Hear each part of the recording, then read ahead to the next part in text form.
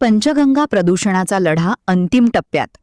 लोकांनी साथ दिली तर पंचगंगा प्रदूषण मुक्त करू. धनाजी चुडमुंगे. पंचगंगा प्रदूषणाचा सर्वाधिक फटका टाकवडे गावाला बसतोय. जर यातून कायमची सुटका करून घ्यायची असेल तर पंचगंगा प्रदूषण मुक्तीच्या लढ्याला साथ द्या, असे आवाहन धनाजी चुडमुंगे यांनी केले.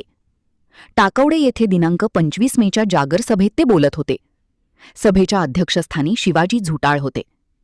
कोरोना काळात लॉकडाऊन लागलेवर पंचगंगा नदी प्रदूषणमुक्त झालेली आपण पाहिलेली आहे.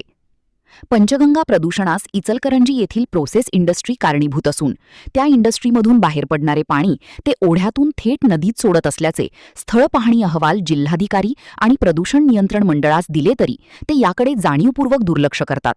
म्हणून आम्ही इचलकरंजी शहराचे पाणी रोखण्याचा निर्णय घेतला आहे.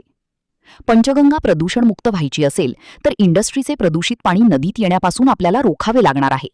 त्यामुळे 3 जून रोजीच्या कुरुंदवाड येथील आंदोलनात टाकवडे ग्रामस्थांनी मोठ्या संख्येने उपस्थित राहावे, असे आवाहनही शेवटी धनाजी चुडमुंगे यांनी केले. दरम्यान आमदार, खासदार व प्रशासन 2 वर्षात 600 कोटींचा ZLD प्रोजेक्ट झाल्यावर प्रदूषित पाणी नदीत येणार नाही म्हणून सांगत आहेत. ही आपली दिशाभूल असून 2012ला पण CETP उभारला, त्यावेळीही असेच सांगून यांनी वेळ मारून नेली होती. हा ZLD प्रकल्प झाला तरी हे प्रोसेसवाले प्रदूषित पाणी नदीतच सोडणार आहेत. कारण हा प्रकल्प उभारताना जो भ्रष्टाचार होणार आहे त्यामुळे हा प्रकल्प पण फेल जाणार असल्याचे धनाजी चुडमुंगे यांनी सांगितले. स्वागत नागेश काळे यांनी केले. राकेश जगदाळे, अमोल चौगुले, दीपक पाटील, विश्वास बालीघाटे, अविनाश पाटील, बाळसिंग रजपूत यांनी मनोगत व्यक्त केले. तर आभार अनिल हुपरीकर यांनी मानले. यावेळी उपसरपंच अमोल पाटील, शिवाजी काळे, प्रमोद नाईक, धनाजी माने, संभाजी शिंदे, श्रीकांत जनवाडे, परगोंडा पाटील, कुतुब शेख व नागरिक मोठ्या संख्येने उपस्थित होते.